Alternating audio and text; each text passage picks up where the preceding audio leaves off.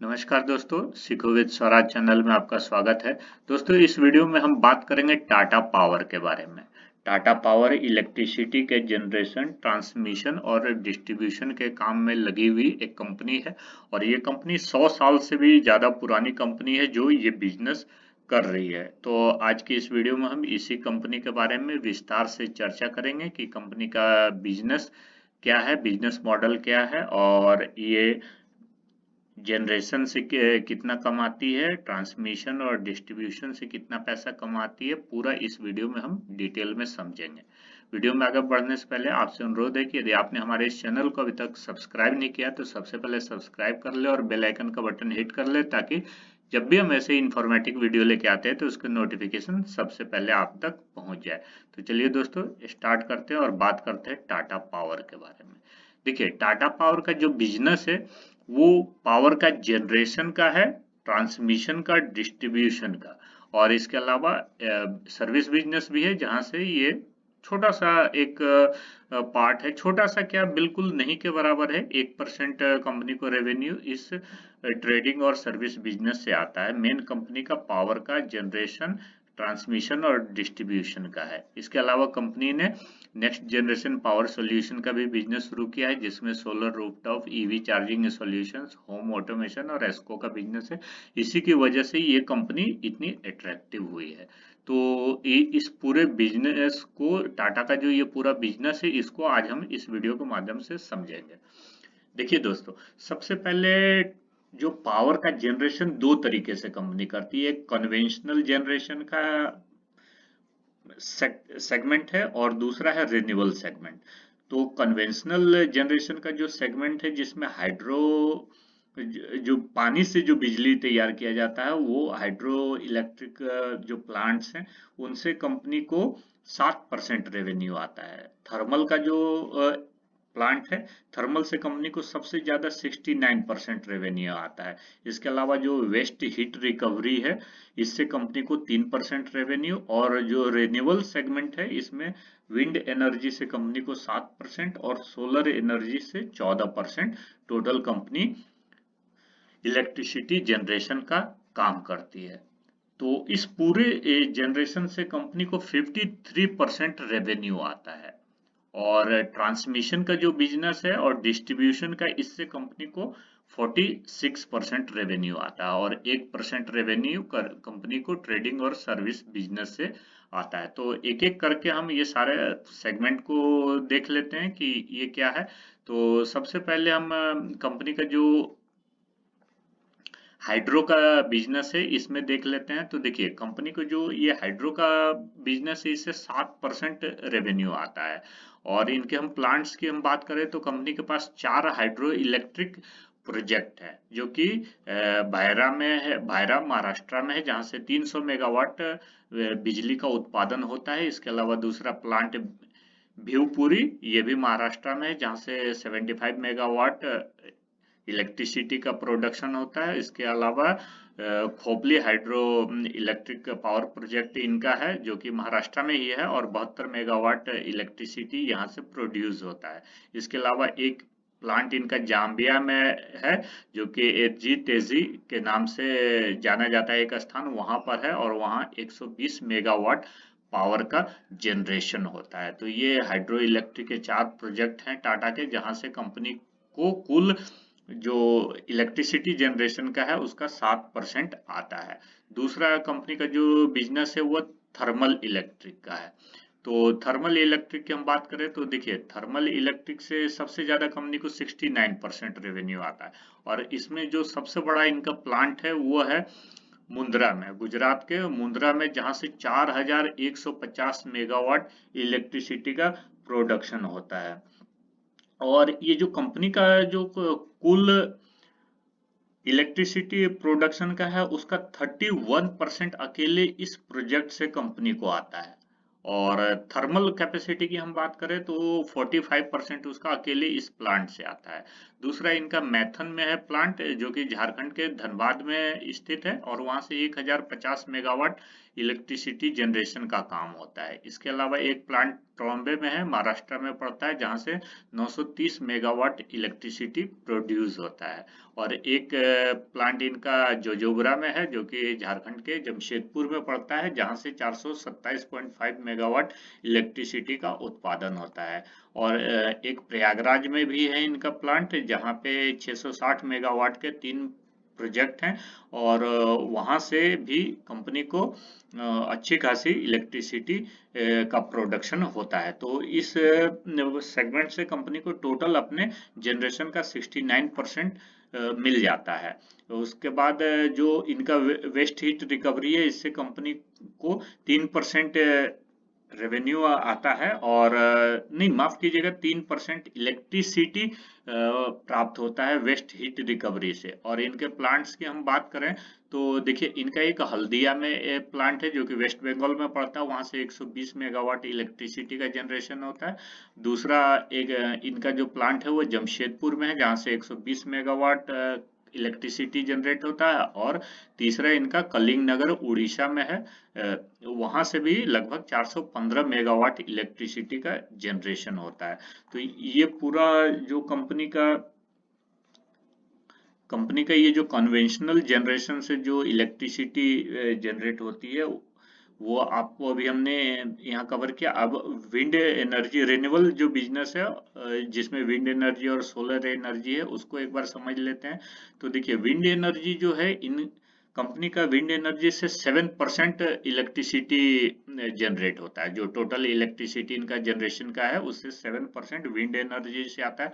इनके हम power plants की बात करें तो देखिए, प्रतापगढ़ जो कि राजस्थान में पड़ता है, वहां से 126 मेगावाट इलेक्ट्रिसिटी का प्रोडक्शन होता है। उसके बाद निम्बागलू जो आंध्र प्रदेश में, वहां से 100 मेगावाट इलेक्ट्रिसिटी का प्रोडक्शन होता है। उसके बाद पुलावाडी है तमिलनाडु में, जहां से 99 मेगावाट इलेक्ट्रिसिटी जनरेट होती है। महाराष्ट्र के खांडके में विंड फार्म है इनका, एक 50.4 मेगावाट का इलेक्ट्रिसिटी जनरेशन का काम होता है। उसके बाद समाना है जो गुजरात में है, वहां भी 50.4 मेगावाट इलेक्ट्रिसिटी का प्रोडक्शन होता है। तो ये टोटल विंड एनर्जी के ये इनके प्लांट्स हैं, जहां से इलेक्ट्रिसिटी जनरेशन का काम होता है। उसके अलावा सोलर पावर की हम बात करें तो 14% इलेक्ट्रिसिटी इनके सोलर पावर से जनरेट होता है। तो अभी इनके हम प्लांट्स की बात करें तो एक मीठापुर में है, जो कि गुजरात में पड़ता है, वहां से 25 मेगावाट आता है। और इनका पगदादा में एक पावर प्लांट है जो कर्नाटका में है, वहां से 150 मेगावाट इलेक्ट्रिसिटी ये जनरेट करते हैं। इसके अलावा कंपनी सोलर रूफटॉप से भी इलेक्ट्रिसिटी जनरेशन का काम करते हैं। सोलर इलेक्ट्रिसिटी जो जनरेट करते हैं कंपनी, ये आप अपने जो रेसिडेंशियल आपके प्रोजेक्ट्स हैं, उनके लिए भी आप कंपनी से इंस्टॉल करवा सकते हैं, या फिर कंपनी का अगर वहां पे डिस्ट्रीब्यूशन नेटवर्क है तो कंपनी को आप अपना इलेक्ट्रिसिटी भी बेच सकते हैं। ऐसा इनका सिस्टम है। और नॉन रेसिडेंशियल जो अपार्टमेंट्स है या प्रोजेक्ट्स हैं, वहां के लिए भी ये सोलर रूफटॉप सॉल्यूशन देते हैं। तो और इसके अलावा कंपनी का जो ईवी चार्जिंग सॉल्यूशंस का भी बिजनेस है, लेकिन इसके बारे में अभी हम थोड़ी देर बाद चर्चा करेंगे। तो सबसे पहले जो इनका हम पूरा इलेक्ट्रिसिटी का जो जनरेशन का सेगमेंट है वो हमने समझ लिया। और अब हम आते हैं ट्रांसमिशन और डिस्ट्रीब्यूशन का बिजनेस, जहां से कंपनी को 46% रेवेन्यू आता है। तो देखिए, ये जो पावर का जो ये ट्रांसमिशन और डिस्ट्रीब्यूशन का है, इसमें इनके दो सेगमेंट है, एक ट्रांसमिशन का है और एक डिस्ट्रीब्यूशन। ट्रांसमिशन में क्या होता है कि पावर प्लांट में जहां इलेक्ट्रिसिटी जनरेट हुई, वहां से आपको कंज्यूमर तक पहुंचाने के लिए जो ये इंफ्रास्ट्रक्चर खड़ा किया जाता है, वो आता है इनका ट्रांसमिशन बिजनेस में। और डिस्ट्रीब्यूशन बिजनेस में हम बात करें तो ये डिस्ट्रीब्यूशन बिजनेस में बात करें तो कंपनी जो अपने कस्टमर्स को एंड तक जो बिजली पहुंचाकर उनके घरों तक देती है, वो डिस्ट्रीब्यूशन का बिजनेस आता है। और इन दोनों बिजनेस से पावर का ट्रांसमिशन और डिस्ट्रीब्यूशन बिजनेस से कंपनी को 46% रेवेन्यू आता है। और डिस्ट्रीब्यूशन की हम बात करें तो देखिए टाटा पावर ने सबसे पहले जो लाइसेंस डिस्ट्रीब्यूशन का हासिल किया था वो मुंबई के लिए किया था, और उसमें 724 मेगावाट तक का ये इलेक्ट्रिसिटी पीक आवर में सप्लाई करते हैं। और ये कॉन्ट्रैक्ट कंपनी को 1915 में ही मिल गया था। 1915 से टाटा मुंबई में इलेक्ट्रिसिटी के डिस्ट्रीब्यूशन के काम में लगी है। इसके अलावा कंपनी को 2002 में दिल्ली में भी डिस्ट्रीब्यूशन का लाइसेंस मिला था, और दिल्ली में ये लगभग 510 स्क्वायर किलोमीटर में अपने इलेक्ट्रिसिटी डिस्ट्रीब्यूशन का बिजनेस करती है। और पीक आवर में जो कंपनी की डिमांड है वो 2106 मेगावाट तक पहुंच जाती है। तो एक दिल्ली हो गया, दिल्ली मुंबई के अलावा दिल्ली में, और दिल्ली के अलावा अजमेर में भी कंपनी इलेक्ट्रिसिटी डिस्ट्रीब्यूशन का काम करती है, और ये लाइसेंस कंपनी को 2017 में मिला था। और यहाँ भी 190 किलोमीटर एरिया में ये इलेक्ट्रिसिटी सप्लाई का काम करती है घर घर में। और पीक आवर में जो डिमांड की हम बात करें तो 128 मेगावाट तक इलेक्ट्रिसिटी का यहाँ पर डिमांड रहता है। इसके अलावा उड़ीसा का, पूरे उड़ीसा में लगभग कंपनी ने पावर डिस्ट्रीब्यूशन का ठेका लिया है। 2020 में इनको सेंट्रल उड़ीसा के लिए मिला था, उसके बाद साउथ उड़ीसा के लिए 2021 में मिला, वेस्टर्न उड़ीसा के लिए 2021 में ही मिला, और नॉर्दर्न उड़ीसा के लिए भी 2021 में कंपनी को मिला। तो इससे कंपनी लगभग पूरे उड़ीसा को कवर कर लेती है। तो इनका कंज्यूमर बेस जो उड़ीसा का मिला है ना, उससे पहले केवल 3 मिलियन होता था, और उड़ीसा का अगर सारा बिजनेस लगा ले तो इसके बाद 12 मिलियन कस्टमर बेस हो गया कंपनी का। और इस बिजनेस से कंपनी 46% रेवेन्यू आता है कंपनी को। और इसके अलावा जैसे जो हम कंपनी का एक सोलर रूफ का बिजनेस की हम बात कर रहे हैं, तो असली जो बिजनेस है कंपनी का यही बिजनेस है। और इस बिजनेस के तहत जो कंपनियां हैं छोटे छोटे प्रोजेक्ट भी लगा रही है। जैसे किसी को रेसिडेंशियल या नॉन रेसिडेंशियल इलाके में सोलर रूफ की लगवाने की जरूरत हो, तो आप कंपनी से ये कॉल करके, इस नंबर पे कॉल करके आप जानकारी ले सकते हैं। आप अपने घर में भी लगाना चाहते हैं तो आप सारा ये डाटा फिल करके सबमिट कर दीजिए, तो कंपनी की तरफ से आपको जो ऑथराइज रिप्रेजेंटेटिव हैं वो कॉल करेंगे, और आपका जो इलेक्ट्रिसिटी सॉल्यूशन का जो है समाधान वो आपको बताएंगे। तो ये बहुत ही अच्छा बिजनेस है। जैसे अब इलेक्ट्रिक व्हीकल्स का भी अभी चार्जिंग स्टेशन जो कंपनियां लगा रही है, आप जैसे इलेक्ट्रिक गाड़ियां लेते हैं तो इनको चार्जिंग के लिए जो चार्जिंग स्टेशंस लगाने हैं, तो आप अपने घर के गैराज में, पार्किंग में ये स्टेशंस को लगा सकते हैं। छत के ऊपर आप एक सोलर रूफ लगवा सकते हैं, और उसके जरिए आप अपनी गाड़ी को बिना किसी खर्चे के चार्ज भी कर सकते हैं। तो ये एक इनका बहुत ही कह सकते हैं कि बहुत ही एडवांस एक सोल्यूशन कंपनी ने लाई है। तो टाटा मोटर्स जैसे कि इलेक्ट्रिक गाड़ियां बनाने में अभी इंडिया में नंबर 1 कंपनी है, और पूरे मार्केट में 85-86% जो इलेक्ट्रिक गाड़ियां हैं वो टाटा मोटर्स की ही है। और उसके साथ ही कंपनी टाटा पावर का टाटा पावर के जो चार्जिंग सॉल्यूशंस हैं उस सेगमेंट के तहत इंडिया में ये लगभग 1 लाख चार्जिंग स्टेशन लगाने का कंपनी ने लक्ष्य रखा है 2025 तक, जिसमें 15 से 20 हजार स्टेशन इन्होंने लगा भी लिया है। तो एक बिजनेस इनका ये हो गया। और उसके अलावा टाटा सोलर पंप का भी ये बिजनेस करती है।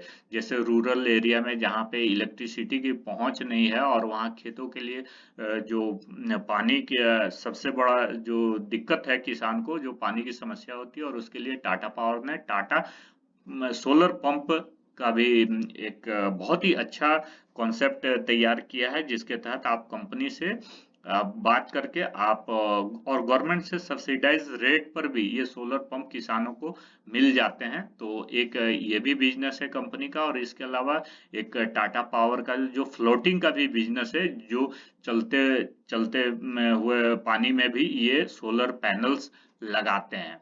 जैसे ये तालाब हो गया, नहरें हो गई, या समुद्र में भी इनका काफी बड़ा जो प्रोजेक्ट है, कई प्रोजेक्ट है जहां पे अभी इनका इलेक्ट्रिसिटी जनरेशन के लिए ये अभी इंफ्रास्ट्रक्चर डेवलपमेंट का काम कर रहे हैं। तो यहाँ से कंपनी को 46% रेवेन्यू आ गया। इसके अलावा कंपनी का जो अदर बिजनेस का सेगमेंट है, ये सारे बिजनेस हैं। इस सेगमेंट के तहत कंपनी प्रोजेक्ट मैनेजमेंट का काम करती है, कॉन्ट्रैक्ट लेती है, प्रोजेक्ट मैनेजमेंट से रिलेटेड इंफ्रास्ट्रक्चर मैनेजमेंट का काम करती है, प्रॉपर्टी डेवलपमेंट का काम करती है कंपनी। इसके अलावा ऑयल टैंकर को लीज देकर सैटेलाइट कम्युनिकेशन का बिजनेस है, इन्वेस्टमेंट कंपनी का बिजनेस है। तो इन सारे बिजनेस से 1% रेवेन्यू कंपनी कमाती है। कंपनी का अभी जो मेन ध्यान है कंपनी का, वो रिन्यूएबल बिजनेस पे है। और रिन्यूएबल एनर्जी के ट्रांसमिशन और डिस्ट्रीब्यूशन के साथ साथ कंपनी सोलर रूफटॉप, उसके बाद सोलर पंप, उसके बाद जो माइक्रो ग्रिड्स हैं, ईविंग चार्जिंग स्टेशन है, एनर्जी सर्विस है, होम ऑटोमेशन, फ्लोटिंग सोलर का जो ये बिजनेस है, इस पे ये कंपनी अभी अपना पूरा ध्यान फोकस कर रही है। और इस रिन्यूएबल एनर्जी का सेगमेंट में ये जो कंपनी है ना, ये कंपनी लीडर कंपनी है। Company rooftop solar installation, solar water pump, ये सब के बिजनेस में ये जो लीडर कंपनी है। तो और इनका जो अभी फ्यूचर का टारगेट है ना कि अभी हम आने वाले समय की हम बात करें तो 2025 तक रिन्यूएबल बिजनेस से अपनी क्षमता को ये 60% तक लाने की योजना पे काम कर रहे हैं।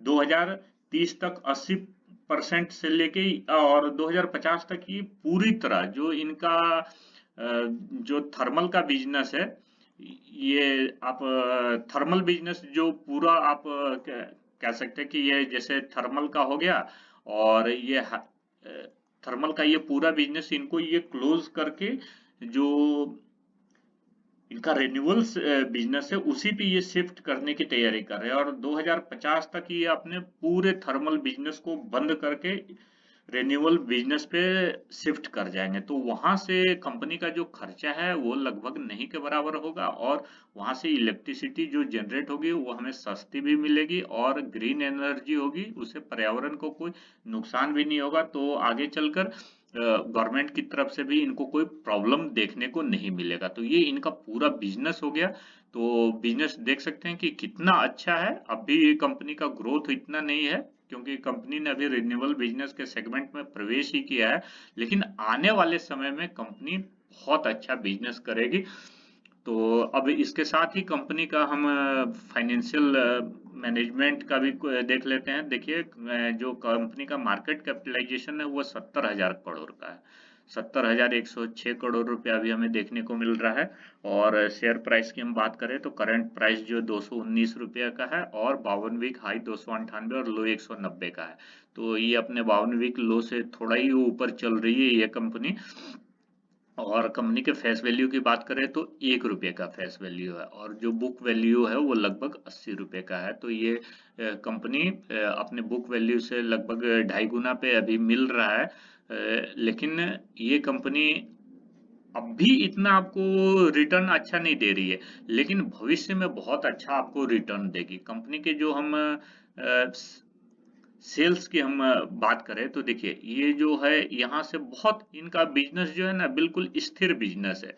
लेकिन जो 2021 में कंपनी ने जब रिन्यूएबल सेक्टर में अपना कदम रखा, तो उसके बाद से देखिए कंपनी का जो सेल्स है वो बढ़ता हुआ हमें देखने को मिल रहा है। 2021 में हमें जो सेल्स रहा वो आप यहाँ से इसको अच्छे से समझ सकते हैं। देखिए 29,000 करोड़ का जो सेल्स था वो 2021 में 32,000 हो गया, उसके बाद 22 में 42,000 हो गया, और अभी देखिए 51,000 रहने का। तो बहुत तेजी से अब 2020 के बाद कंपनी का जो सेल्स है तेजी से ग्रो कर रहा है।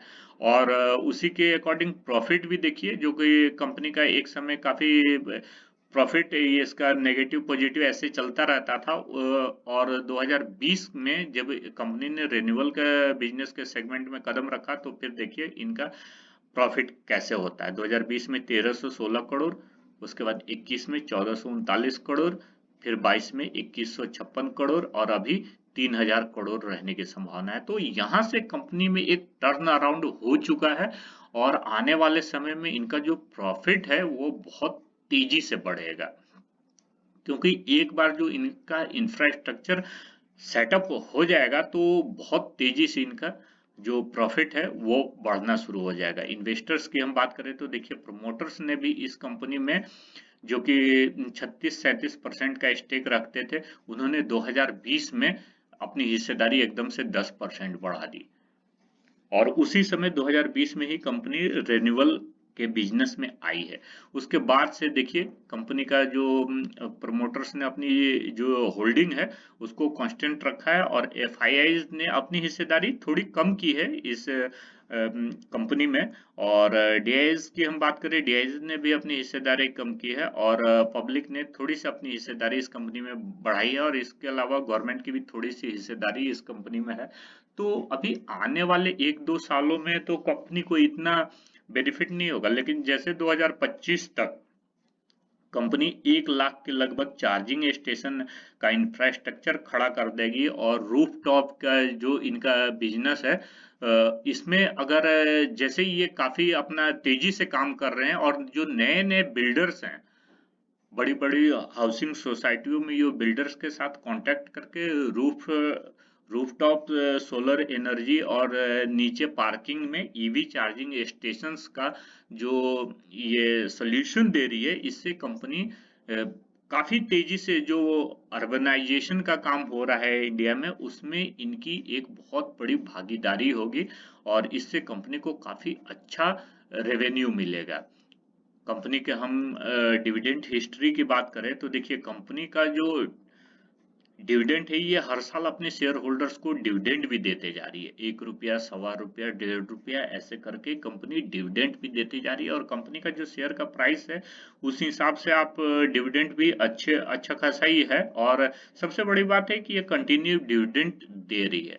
कंपनी के हम बोनस की हम बात करें तो देखिए कंपनी ने जो बोनस दिया है 2001 में दिया था लास्ट 1:5 के रेशियो में। उसके बाद कंपनी ने अभी तक कोई भी बोनस नहीं दिया। और स्प्लिट की बात करें तो देखिए 1995 में कंपनी ने एक बार इस स्टॉक को स्प्लिट किया था। 100 रुपए के फेस वैल्यू को 10 रुपए पे लाए थे और 2011 में 10 रुपए के फेस वैल्यू को 1 रुपए पे लाए थे। तो कंपनी ने ये कह सकते हैं कि यहाँ पर भी देखिए 1 के बदले 10 शेयर दिए थे और यहाँ भी 1 के बदले 10 शेयर कंपनी ने दिए।